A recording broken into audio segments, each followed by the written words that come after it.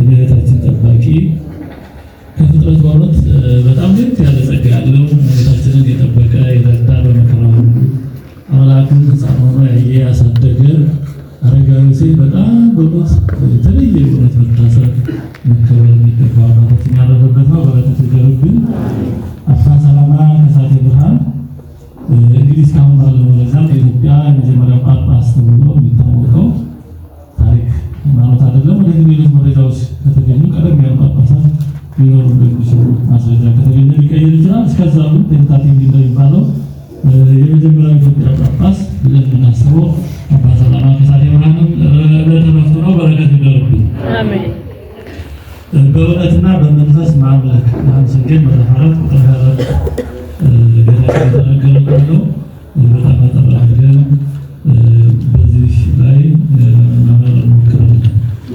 እንዲህ ይላል ማምሰገን መተፋራት ከቁጥር 20 እስከ 24 አባቶቻችን በዚህ ተራራ ሰገዱ። እናንተም ሰው ሊሰግድበት የሚገባው ስፍራ በኢየሩሳሌም ነው ትላላችሁ አላችሁ። ኢየሱስም እንዲህ አላት፣ አንቺ ሴት እመኚ፣ በዚህ ተራራ ወይም በኢየሩሳሌም ለአብ የማትሰግዱበት ጊዜ ይመጣል። እናንተም በማታውቁት ትሰግዳላችሁ። እኛ መዳን ከአይሁድ ነውና ለምናውቀው እንሰግዳለን። ነገር ግን በእውነት የሚሰግዱ ለአብ በመንፈስና በእውነት የሚሰግዱበት ጊዜ ይመጣል፣ አሁን ሆኗል። አብ ሊሰግዱለት እንደነዚህ ያሉትን ይሻልና፣ እግዚአብሔር መንፈስ ነው፣ የሚሰግዱለትም በመንፈስና በእውነት ሊሰግዱለት ያስፈልጋቸዋል። የጌታችን ቃል ነው። ስለ ቃሉ የቃሉ ባለቤት አምላካችን እግዚአብሔር የተመሰገነ ይሁን። እንግዲህ የተነገረው ለሳምራዊቷ ሴት ነው። እንደምታውቁት ሳምራዊቷ ሴት ከጌታችን ጋር ጌታችንን ከእሷ ጋር በጣም ሰፋ ያለ የሚገርም ንግግር ተዋስኦ አድርገዋል። ከዛ መሀል የተወሰደ ነው። አሁን ስለ ሳምራዊቷ ሴት ስለሌላው አላነሳም፣ ታውቁታላችሁ ብዙ ነገር። ግን ጌታችን ለእሷ ካላት ቃል መካከል ይሄ በእውነትና በመንፈስ ማምለክ ምንድን ነው? ጌታችን ያላት ይሄ እናንተ ለማታውቁት ትሰግዳላችሁ ሳምራውያን። እኛ አይሁድ ራሱን ከአይሁዳውያን ጋር አድርገው፣ ምክንያቱም እሷ የምታየው አይሁዳዊ ሆኖ ነው የተወለደው በአይሁድ መካከል ነው። ስለዚህ እኛ ለምናውቀው እንሰግዳለን አለና፣ ግን ከዛ በኋላ ምን አለ? እግዚአብሔር መንፈስ ነው፣ የሚሰግዱለትን በእውነትና በመንፈስ ሊሰግዱለት ሊያመልኩት ይገባቸዋል። ይሄ የአምልኮ ማለት ነው። እግዚአብሔርን በእውነትና በመንፈስ ማምለክ ሁለቱም የግድ ያስፈልጋሉ። አንዱ ከጎደለ አምልኮ የተሟላ ትርጉም ያለው ሕይወት የሚያሰጥ አይሆንም።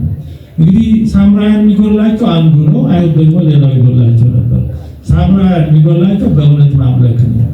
ሳምራውያን አምልኳቸው የእውነት አይደለም።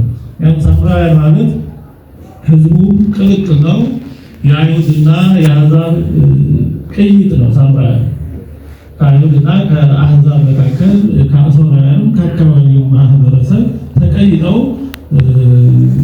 ትውልዳቸው ድብልቅ ነው፣ ሃይማኖታቸው ድብልቅ ነው። ትውልድ ድብልቅ ሊሆን ይችላል። በዚህ ዓለም ሰው ሁሉ አንዱ ከአንዱ እየተጋባ የመጣ ሁሉም አዳማዊ ነው።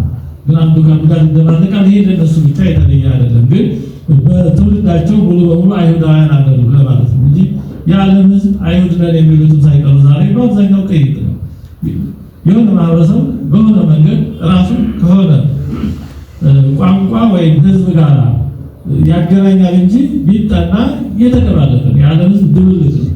በባቢሎንም የተፈጸመው መደባለቅ የሚባለው ወደዛ ነው ገባው። በባቢሎን ቅጽበታዊ ስለነበረ ሕዝቡን የለያየው የቋንቋ መደባለቅ ስለነበረ ሁሉም አንድ እየሆነ እየተዋደደ የተለያየው የእሱ ቋንቋ ከሚናገረው ሰው ጋር ነበር። እንደውም ከዚህ የተነሳ ምን ይባላል? ለምሳሌ ዛሬ አሁን በዚህ በደም ዝውውር በመሳሰል ወይም በአካል ንቅለ ተከላ ለዛ ሰው በጣም የሚቀርበው አካል የዚህ ዲኤንኤ ምናምን ሲፈለግ ለምሳሌ ሰሜን አውሮፓ ወይም ሳይቤሪያ ላለ ሰው ለሱ በጣም የሚቀርብ የሆነ አካል እንደዚህ በጣም የሆነ የዝርያ የዚህ ዲኤንኤ ምናምን የሚባለው ነገር የሚገኘው ምናልባት ደቡብ ወይም ወደ ደቡብ ጥግ ያለ ወይ ደቡብ አፍሪካ አርጀንቲና ካለ ሰው ጋር ሊሆን ይችላል። ያን ጊዜ ድንገት ነው ሰው የተለያየ እንጂ እንደዚህ በቡድን በዝርያ ተዋድሮ አይደለም። ያ በቋንቋ የተዋደነው ግን ከዛ ላይ የሆነ መልክ የሆነ ስም የሰው ልጅ ሁሉ እነዚህ ያለ የተቀላቀለ አዳማዊ ነው። ስለዚህ የሳምራውያን ችግራቸው የትውልዱ መደባለቅ፣ የሃይማኖታቸው ድብልቅነት። ሳምራውያን አምልኳቸው የተቀላቀለ ነው። እግዚአብሔርንም ያመልካሉ፣ ጥሩ ነው። ግን ደግሞ ከእግዚአብሔር ባሻገር ሌሎች ጣዖታትን ያመልካሉ። አባቶቻችንም ከግብፅ ያወጣው እግዚአብሔር ነው ብለው ለዚህ አምላክ አምልኮ ያቀርባሉ። ግን ደግሞ እግዚአብሔር ብቻ አይበቃም፣ ሌሎች ኃይል ያላቸው አማልክት አሉ ብለው ደግሞ ሌሎችንም ጨምረው ያመልካሉ። ስለዚህ የሳምራውያን ችግር እውነቱን አያውቁም። ያን ከፊል እውነት የለም። እውነት ከሐሰት ጋር ከተቀላቀለ እውነቱን ያጣል። እውነት አንዱ ችግር ከተባለ በእርግጥ ጥንካሬ ነው፣ ድክመት አይደለም። ከሐሰት ጋር ተቀላቅሎ መኖር አይችልም። ሐሰት ምንም ችግር የለበት፣ ውሸት ስለሆነ ምንጊዜም አንዴ የሞተ ስለሆነ የሚፈራው ነገር የለም። ያን ሞቷል የሚፈራው ጥንቃቄ የሚያስፈልገው ህይወት ያለው ነገር ነው። እውነት ያለው ነገር እንዳይበረዝ ነው። መርዝ ነው። መርዝ ምንም መርዝነቱን አይተውም። ከሌላ ነገር ጋር የሚቀላቀል መርዝ ነው። የቆሸሸ ነገር ሌላውን ያቆሽሻል እንጂ እሱ ያው በቀላሉ አይነሳም። ንጹህ ነገር ነው ጥንቃቄ የሚፈልገው። ነጭ ነገር አለው ጥንቃቄ የሚፈልገው። ያው ሌላው ወይ የጠቆረ ወይ ምን ልብስ ከሆነ ብዙ ያላክል ቆሻሻ ይችላል። ስለዚህ ነጭ ነገር ግን ቆሻሻ ይችላል። እና የሳምራውያን ችግራቸው እንዲህ ነበር። አምልኮታቸው የተደባለቀ ነው። ለዚህ ነው ጌታችን እናንተስ ለማታውቁት ትሰግዳላችሁ አለ። አይሁዳውያን ሳምራውያን ለዚህ ይሰግዳሉ። ገሪዛን በተባለው ተራራ ላይ ሳምራውያን ይሰግዳሉ። አምልኮ ይፈጽማሉ፣ መስዋዕት ያቀርባሉ። ገሪዛን በተባለው ቦታ ላይ ቦታው እግዚአብሔር ለሙሴ ነግሮ ሕዝበ እስራኤል የተመረቁበት ቦታ ነው። በረከተ ገሪዛን ይደርባችሁ ተብሎ ይመረቃል። ስለዚህ ቦታው መልካም ነው። ለእግዚአብሔር ያላቸው አምልኮ መልካም ነው፣ ግን የተቀላቀለ ነው። እግዚአብሔር ከሌሎች አማልክት ጋር ደባልቀው ቀላቅለው ነው የሚያመልኩት። ስለዚህ ጌታችን ለማታውቁት ትሰግዳላችሁ ያላችሁ አምልኳቸው የተደባለቀ ነው። እግዚአብሔርን ከሌሎች ጋር ጨምሮ ቀላቅሎ ለማምለክ መሞከር ለማያውቁት አምላክ አምልኮ አቀርባለሁ ማለት ነው። ስለዚህ ወደ እኔ ስትመጡ እውነቱን እንጂ ስህተቱን ማምጣት አትችሉ። ወደ እግዚአብሔር ስንመጣ ከእግዚአብሔር ጋር ለመኖር እውነትን እንጂ ሐሰትን ለማልቀን ማምለክ አንችልም። እግዚአብሔር ከሌሎች ጋር መቀላቀልን አይወድም፣ አይችልም። እውነት ነው። እግዚአብሔር ይህን መታገስ አይችልም። ሃይማኖት አንድ ነው፣ እውነት አንድ ነው የምንለው እዚህ ነው። እውነት ከሐሰት ጋር በምን መንገድ ተጠጋግቶ ግድ ይህን እንታገስ ሊባል አይችልም። ስለዚህ ለማታውቁ ትሰግዳላችሁ እንዳላችሁ አቀላቅሎ ከእግዚአብሔር ጋር ሌሎች ነገሮችን አዳምሎ ለማምለክ መሞከር እግዚአብሔር ሊቀበሉ አይችልም። እንዲህ ያለውን አምልኮ የሚለው እናንተ ለማታውቁ ትሰግዳላችሁ። አምልኳችሁ ባለማወቅ ነው። አሁን ሳምራውያን የብሉይ ኪዳን የኦሪቱን መጽሐፍ ይቀበላሉ። እንዳሰባችሁ እግዚአብሔርን ያመልካሉ፣ ግን ስለሚቀላቅሉ አልተቀበለላቸው። ስለዚህ ነው ሳምራዊቷን ሴት ለማታውቁት ነው የምትሰግዱት ያላቸው። ምን ማለት ነው?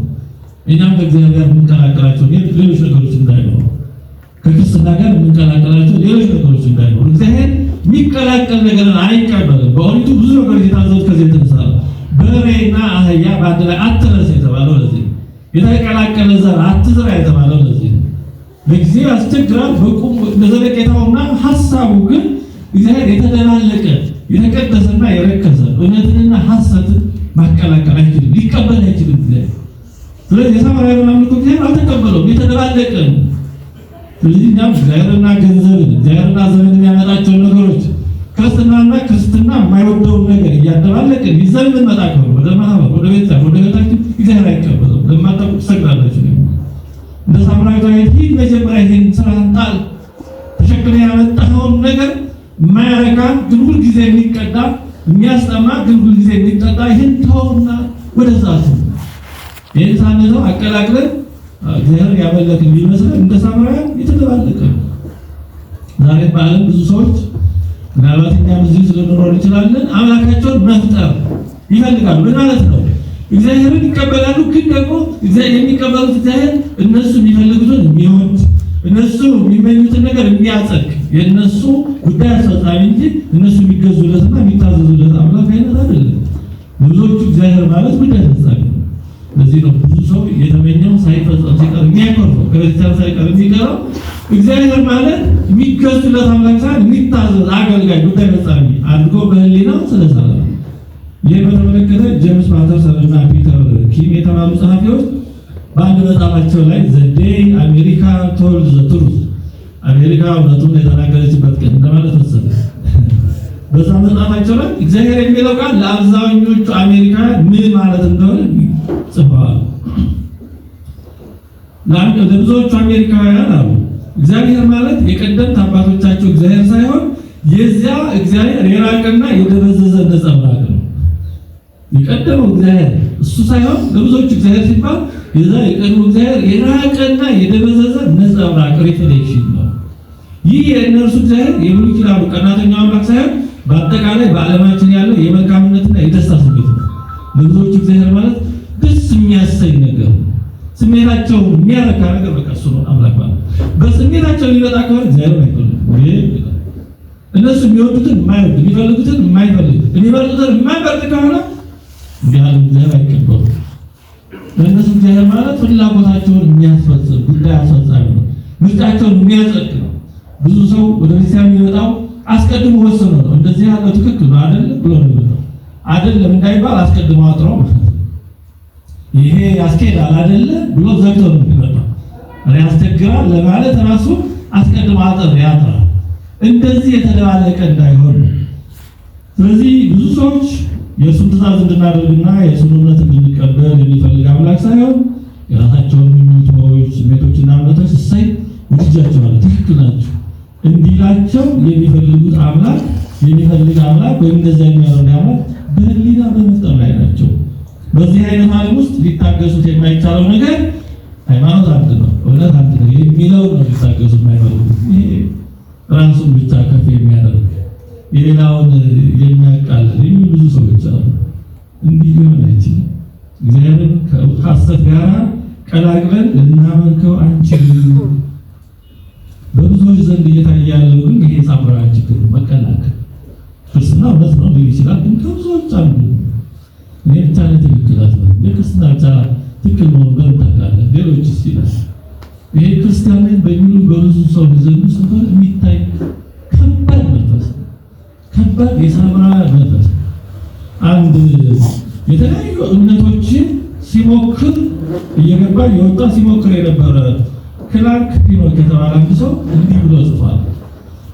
ብዙዎች ያሉበትን ሁኔታ በምዕራቡ ዓለም በጣም የተስፋፋው እኛም ሀገር በስልጣኔ በሊበራሊዝም መንፈስ እየተስፋፋ ያለው ሁኔታ እንዲህ ገልጾታል። ይሄ ሰው እሱ ሀሳቡን ነው የገለጸው።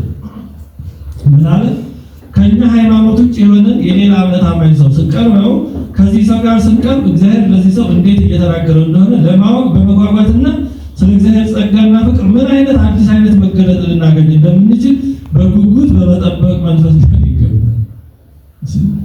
ከክርስትና ውጭ አለ አንድ ሰው ስትቀርብ መቅረብ ያለብን እግዚአብሔር ለዛ ሰው በምን አይነት ሁኔታ ተናግሮት እንደሆነ ለማወቅ በመጓጓት ነው። ጫማህን እንደው ጫማህን አውልቀህ ነው ወደዛ ሰው መቅረብ ያለብህ ይላል። ሌላን ሰው ሌላን ሃይማኖት ስንቀርብ ልናደርገው የሚገባን እኛ ተግባር ጫማችንን ከእግራችን ማውለቅ ነው። ምክንያቱም የምንቀርበው ቦታ የተቀደሰ ነውና፣ አለበለዚያ ራሳችንን በሰዎች ህልም ላይ እየተረማመደ እናገኘዋለን። ከዚህ በበለጠ ግን እኛ እዛ ቦታ ከዛ ሰው ሃይማኖት አስተሳሰብ ከመድረሳችን በፊት እግዚአብሔር ቀድሞ በቦታ ላይ የደረሰ መሆኑን የዘነጋን እንሆናለን። ስለዚህ በየሃይማኖቱ ተገልጧል። ስለዚህ ሌላ ሃይማኖት ወደ ኤክስ ዋይ ምናምን ስትሄድ ያ ስህተት እንደሆነ አስበህ ሳይሆን እግዚአብሔር በዛ ውስጥ ምን አይነት እውነት ገልጦ እንደሆነ ለማግኘት ጫማህን አውልቀህ በትህትና መቅረብ አለብህ ይላል። ይሄ መንፈስ ብዙዎችን ይገዛል። እንደዚህ የሚሉ ሰዎች ክርስትና ብቻ እውነት መሆኑን በምን ያውቃል? በነገራችን ላይ ነበር በማለት ክርስትና ብቻ እውነት መሆኑን በብዙ መንገድ የተረጋገጠ እንደ ክርስትና ማስረጃ ያለው ሃይማኖት የለም።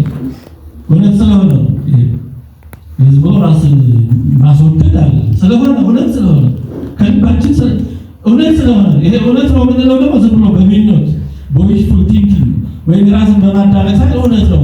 እንደ ክርስትና ማስረጃ ያለው የለም። በብሉይ ኪዳን የተነገሩ ትንቢቶች በሙሉ በሐዲስ ኪዳን ተፈጽመዋል። አንድ ቀድሞ ትንቢት ተናግሮ ያ በተነገረው መሰረት የተፈጸመለት ሃይማኖት ወይም የፈጸመ የለም፣ ማንም የለም። ሙስሊሞች ይህንን ቻሌንጅ ማለፍ አይችሉም። እንዳውም ሲጠየቁ እነሱ ይሄዳለ ስለመሆኑ ስለ ሙሐመድ ስለምና የተነገረ ሲባሉ ወደ እኛ መጽሐፍ ይመጣሉ። ወደ ብሉይ ኪዳን ይሄ እኮ የእኛ መጽሐፍ በሰው መጽሐፍ ማስረጃ የለም አይደል? እዛው ራሳችን ችላችሁ ለምናታ የለም ማለት ሌላ ሁሉ ምንገራው ምኞት ነው፣ ሌላ ህልም ነው። ምንም ማስረጃ አለ? ሂንዱይዝም ቡዲዝም እንደዚህ ሆኖ ተመልሰው ምንድነው ማስረጃው? አንድ ሰው ስላየው ብቸኛው አውቶሪቲ እሱ ነው። ያንን ይኸው ከሱ ውጭ የሚያቅሰው የለም። ሌሎች እንደዛ ነው።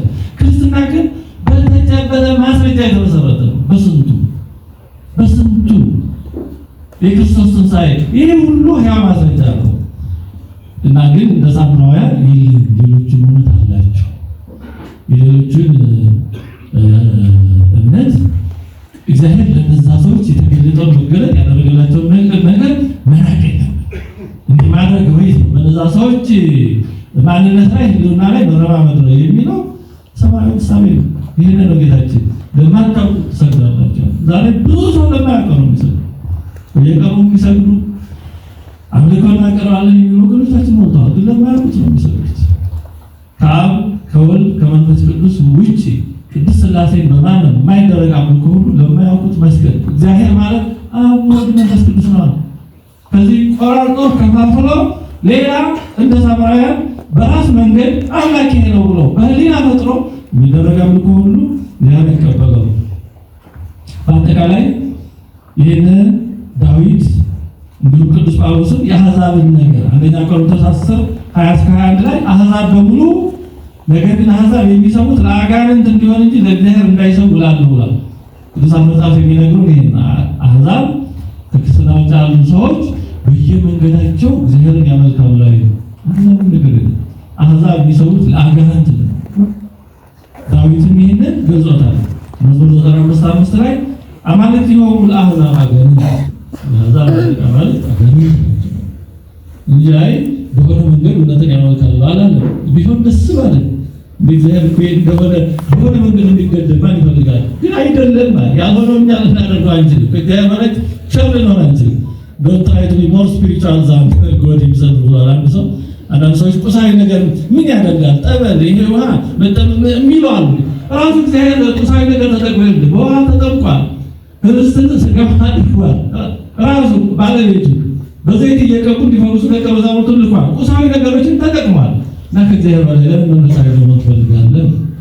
ስለዚህ ከእግዚአብሔር በላይ አካታች፣ ከእግዚአብሔር በላይ አቃፊ ለመሆን የሚፈልጉ ሰዎች አሉ። ከእግዚአብሔር በላይ ቸር፣ ከእግዚአብሔር በላይ መንገዱን ማስፋት የሚፈልግ አይ ኖ የእግዚአብሔር የፈጠረው መንገድ ጠቧል። ይሄ ነው ሳምራዊነት። ሌላ መንገድ ሌላ ሀሳብ ማምጣት አይ ይሄ ልቦለዳል መንገድ ነው። ስለዚህ የሳምራዊ ችግር ባጭሩ ሲጠቀለል ሁለት አይነት ነው። አንዱ ሳምራዊነት እውነትን ከሐሰት እግዚአብሔር ከሌሎች ሃይማኖት ጋር ቀላቅሎ ማመንና መያዝ ነው። እንዳስታወስኳችሁ ሁሉም ሃይማኖት ትክክል ነው፣ ብዙ የእውነት መንገዶች አሉ የሚለው ዩኒቨርሳሊስት አይነት እሳቤ። እንዲሁም ከእግዚአብሔር ውጭ ደግሞ አልመጪ ሲል ወደ መተቱ፣ ወደ ጠንቋዩ፣ ወደ ሐሰተኛ ጠማቂው ወደዛም ጎራ እያሉ እንዲህ ባለ መንገድ እግዚአብሔር ለማምለክ መሞከር ነው ሳምራዊነት አንዱ። ሌላው ሳምራዊነት የእርሱን ትእዛዛት እንድናደርግና የእርሱን እውነት እንድንቀበል የሚፈልግ አምላክ ሳይሆን የእኛ ጉዳይ ፈጻሚ እንዲሆን መፈለግ አለዛ